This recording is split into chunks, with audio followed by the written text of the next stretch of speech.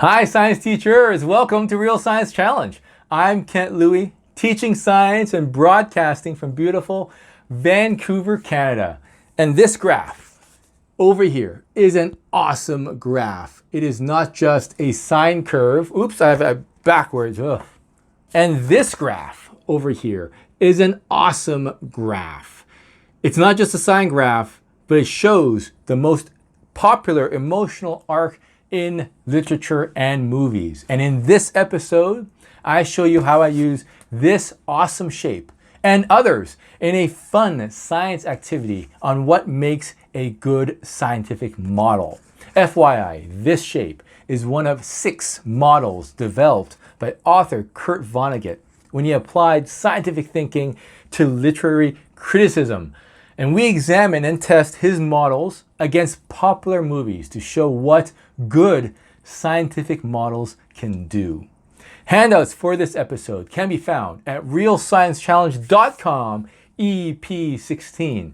And be sure to subscribe to our YouTube channel. Teaching students to develop and evaluate scientific models is in the curriculum. But how can teachers get started? I start by defining what a good model is. Good scientific models are representative of real-life observations, predictive and testable, and can be modified when new information arises. Next, my students and I study and test some fun models that apply scientific thinking to everyday things, specifically the shapes of stories proposed by Kurt Vonnegut.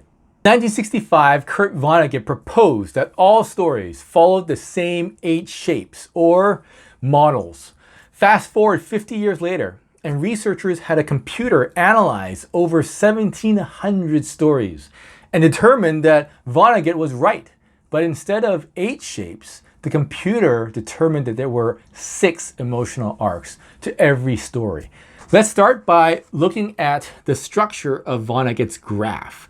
The y-axis represents the good fortune or ill fortune or bad fortune the main character encounters. And the x-axis represents the beginning and end of the story. Consider this graph where a character starts in a very bad situation and rises out of it during the course of the movie to good fortune. This is the model or arc for a rags to riches story or a rise story. Consider this graph where a character gets themselves into a bad situation and rises out of that situation throughout the movie into good fortune.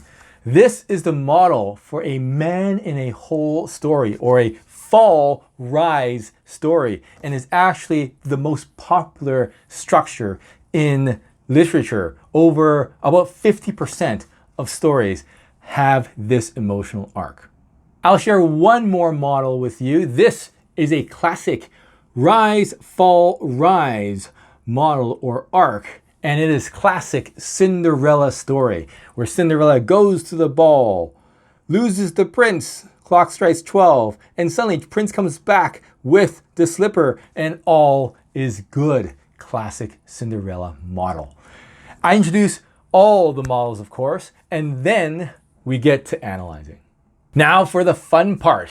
We test arcs or models to see if they fit with movies. This is where students really get talking because not everyone has seen the movies that I choose for them to analyze. And even if they did, a lot of them forget. So they really chat it up, which is awesome discussion in class. And this past week, when I tried this with my students, I gave them these movies: Parasite, Avengers Endgame, Frozen, Black Panther, Lion King, and I allowed them to analyze a movie of their choice. And for each movie, I asked students to determine what model would fit best with that movie. And I also asked them in the end if they can determine what the most common model or arc for movies were. And of course, I don't tell them ahead of time that Man in the Hole is the most common arc.